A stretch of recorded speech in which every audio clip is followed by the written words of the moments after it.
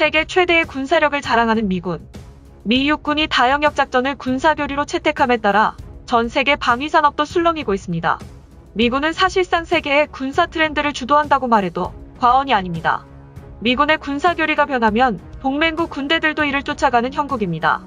특히 군사교리가 바뀌면 이에 맞춰 각종 무기체계에도 자연스레 변화가 찾아옵니다.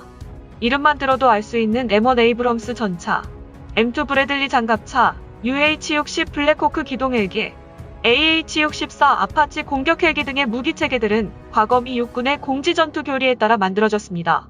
미 육군은 다영역 작전을 새롭게 채택하면서 이를 수행하는 데 필요한 6가지의 핵심 전력을 선정했는데, 우선 LRPF, 즉 장거리 정밀 화력 체계는 중국과 러시아 혹은 적대국이 반접근 및 지역 거부에 사용하는 각종 무기체계를 파괴 혹은 무력화시키는 지대지 미사일입니다.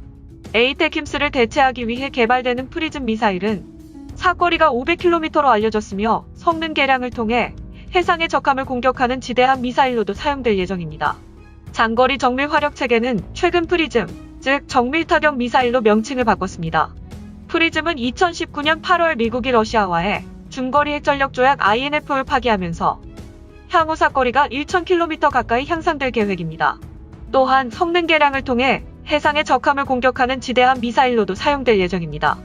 차세대 전투 차량은 현재 운용 중인 M1 에이브럼스와 M2 브래들리를 대체할 신형 전차와 장갑차를 개발하는 사업으로, 여기에 더해 무인 전투 차량과 MPF로 알려진 경전차도 만들어질 것으로 보입니다. 과거 미 육군은 M551 셰리던 경전차를 운용했지만 1997년 이후 대체 전차 없이 퇴역시켰습니다. 하지만 다영역 작전을 새롭게 채택하면서 유사시 적진 깊숙이 경장비에 보병여단을 투입해 적의 반접근 및 지역 거부에 사용되는 무기체계들을 신속하게 파괴하고 반격 거점을 확보할 필요성이 제기되었습니다. 그리고 반접근 및 지역 거부에 사용되는 무기로는 탄도미사일, 지대함 미사일, 지대공 미사일 등이 있습니다. 이 때문에 C-130 혹은 C-17 수송기로 공수전개까지 가능하며 화력 또한 뒤지지 않는 경전차 도입에 박차를 가하고 있습니다.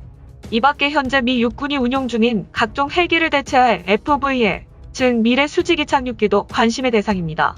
미래 수직이 착륙기는 미래 공격 정찰 헬기와 미래 장거리 기동 헬기 개발 사업이 현재 진행 중에 있으며, 특히 기존의 헬기와 달리 새로운 방식의 비행 방식이 적용되면서 속도 면에서 큰 진전이 이루어질 전망입니다. 이 밖에 미 육군은 네트워크를 현대화하고 방공 및 미사일 방어, 그리고 병사의 치명성을 향상할 계획입니다. 개발 계획에 따라 수십억 혹은 수백억 달러가 소요돼 이들 개발 사업은 미국뿐만 아니라 해외 방산업체들도 관심의 대상인데, 미 육군이 어떤 무기체계를 선택하느냐에 따라 향후 동맹국들의 무기체계 개발에도 큰 영향을 줄 것으로 예상됩니다. OMFV는 우리말로 선택적 유인 전투 차량으로 불리고 있으며, 현재 미 육군이 운용 중인 M2 브래들리 보병 전투 차량을 대체하기 위해 개발될 차세대 장갑차이기도 합니다. M2 브래들리는 지난 1981년부터 미 육군에서 사용된 이래 현재까지 6,700여 대가 생산됐을 정도로 보편적으로 사용됐습니다. M2 브래들리는 미 육군이 이전에 사용하던 M113과 달리 보병 전투 지원이라는 새로운 개념이 도입된 장갑차였습니다. 보병을 전장에 안전히 수송하는 데 머무르지 않고 강력한 화력을 제공해 적의 장갑차나 전차까지도 파괴할 수 있는 능력을 갖춘 것이 가장 큰 특징입니다. 특히 지난 1990년 걸프전 당시 M2 브래들리 장갑차는 4일 동안 벌어진 100시간 지상전에서 25mm 기관포와 토호 대전차 미사일을 이용해 이라크군의 전차와 장갑차를 파괴하며 전장을 주도했습니다. 하지만 이 과정에서 20여 대의 M2 브래들리 장갑차가 파괴되었는데, 파괴된 20여 대 가운데 17대는 아군의 오인 사격으로 인한 피해였습니다. 브래들리 장갑차는 2003년 이라크 전쟁 때도 이러한 명성을 이어갔습니다. 또한 지속적인 성능 개량을 통해 최상의 전투 능력을 갖추게 되었지만, 어느덧 개발된 지 30여 년이 지나면서 전장에서의 활용성을 높일 필요성을 느낀 미 육군은 M2 브래들리를 대체할 신형 장갑차를 개발하기로 결정했습니다. 2003년 미 육군이 야심차게 추진하던 FCS, 즉 미래 전투 체계의 일환으로 M2 브래들리를 대체할 MGV의 개발 진행을 계획했습니다. 기존의 M2 브래들리보다 가볍고 수송이 용이한 MGV는 공통형 차체를 사용해 정찰에 특화된 기병 전투 차량, 전차, 보병 전투 차량, 자주포 등 다양한 파생형 차량을 만들 예정이었습니다. 하지만 우리나라 돈으로 35조 원 넘게 예산이 들어간 미 육군의 미래 전투 체계는 기술적 한계로 결국 실패로 돌아갔습니다. 2010년 미 육군은 GCV 보병 전투 차량이라는 이름으로 M2 브래들리 대체 장갑차 개발을 이어갔지만 이 사업도 2014년 2월에 취소됐습니다.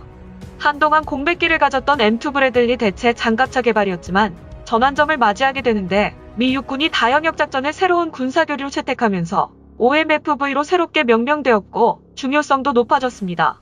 지난해 1월 OMFV 사업의 시제 차량으로 독일 라인메탈과 미국의 레이시온이 팀을 이룬 링스 KF-41과 제너럴 다이나믹스 지상사업부가 만든 그리펜3가 선정되었습니다. 하지만 링스 KF-41이 미 육군이 정한 시한까지 미공대 시험장에 도착하지 못해 실격 처리되었고 그 결과 제너럴 다이나믹스 지상사업부가 만든 그리펜3가 유일한 시제 차량으로 채택됐습니다.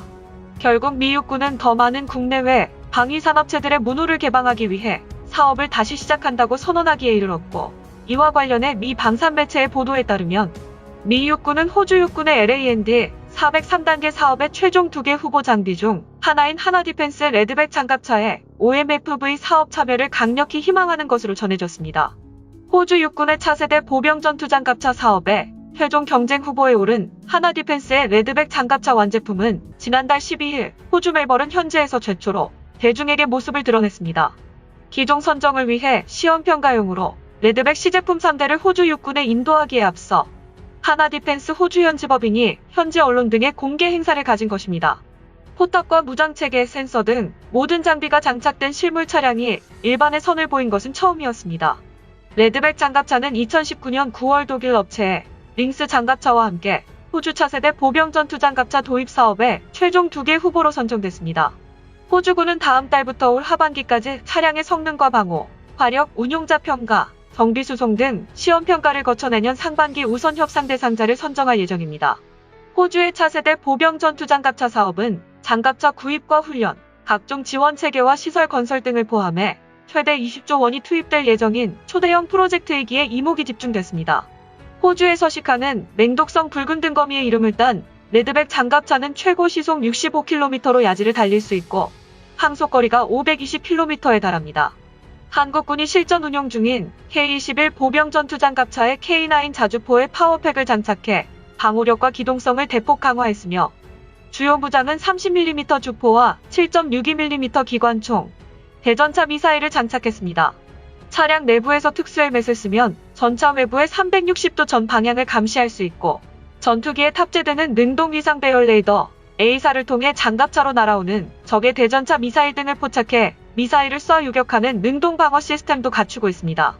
하나디펜스는 레드백이 최종 기종으로 선정되면 전체 수출 물량을 호주 현지에서 생산할 계획이고 이를 통해 7조 6천억 원 상당의 경제적 파급 효과를 거둘 것이라고 하나디펜스 측은 설명했습니다. 레드백은 40년간 축적된 장갑차 기술을 집약해 태생부터 호주 시장을 겨냥해 만들었으며 현지 시험평가에서 우수한 기술과 성능을 입증해 최종 기종의 강력한 후보로 선정됐습니다. 현재 미 육군의 주력 보병 전투차 교체는 미군 자체의 물량이 많은 데다 다른 나라들의 추가 구매 물량도 잇따를 것으로 전망돼 메이저급 기갑 차량 회사들의 수주 총력전이 벌어질 것으로 예상되기에 기술적 측면에서도 주목을 받았습니다. 하지만 미 육군의 요구 성능 기준은 전 세계적으로 까다롭기로 소문이 나 있고 미군 측에서 제시한 기준은 향후 세계 장갑 차량 개발과 기술 발전의 방향을 결정할 것으로 보이는 만큼 한국도 자체 기술 개발로 이 같은 방향성에 발맞추며 세계 시장 도전을 모색하고 있는 상황입니다. 지금까지 지식